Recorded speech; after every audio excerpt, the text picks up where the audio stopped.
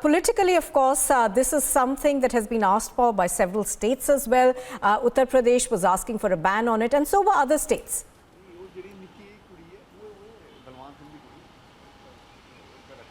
Yes, Kavinder Gupta, last time we spoke to him a couple of days back, he was in full support of Assam Chief Minister seeking the ban of the PFI. Joined by me is Kavinder Gupta. Gupta साहब, आप लगातार जो है मांग कर रहे थे कि PFI पे बैन होना चाहिए, बैन किया गया है।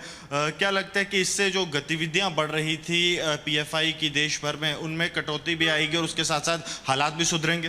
देखिए, सबसे पहले तो मैं ये कहूँगा कि सरकार का एक बड़ा सराहनीय और समय पर लिया गया कदम है। पिछली सरकारों ने हमेशा से इन लोगों की सपोर्ट की है।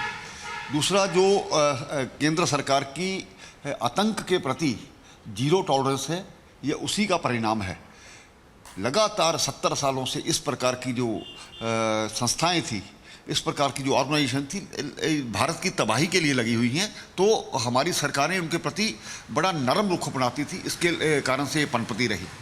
आज की सरकार ये इसको बर्दाश्त नहीं कर रही है और बिल्कुल करना भी नहीं चाहिए। जो बड़े बड़े प्लान करते हैं, बड़े बड़े आतंक फैलाने के, ये जो हथियार लाने का काम होता है, बारूद पहुंचाने का काम होता है, ये इन्हीं संस्थाओं द्वारा किया जाता है।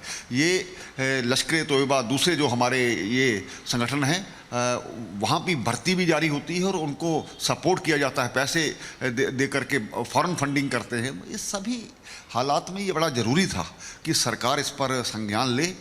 और आज जिस प्रकार से बाहरी शक्तियां भी एक प्रयास करती हैं, ये उनको सपोर्ट करते हैं, इसलिए बाहर को भी एक मैसेज आएगा और अंदरूनी भी एक मैसेज आएगा। और उसके बाद प्रति प्रधानमंत्री की पटना में जब रैली हुई थी, उस पर भी एक षड्यंत्र PFI के द्वारा रचा गया था, उसके भी कई तार जुड़ते सामने आ रहे हैं, उसको आप किस तरह देखते? देखिए, जहाँ तक मुझे लगता है कि उनका पूरा प्लान था कि किस प्रकार से वहाँ पर धमाका या जो भी करना है, लेकिन हमारी सुरक्षा एजेंसीज कहीं ना कहीं विजिलेंट हैं और उसके लिए पूरा ध्यान रखती हैं, तो उसी के कारण से हादसा बचा। नहीं तो इनकी तरफ से कोई ऐसी कोई कमी नहीं थी कि ये इस प्रकार का हादसे को अंजाम दें।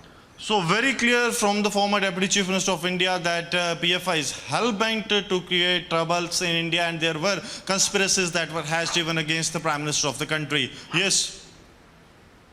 All right, Gursimran, thank you very much for that. I'm going to go back, I think, to Prajwal right now.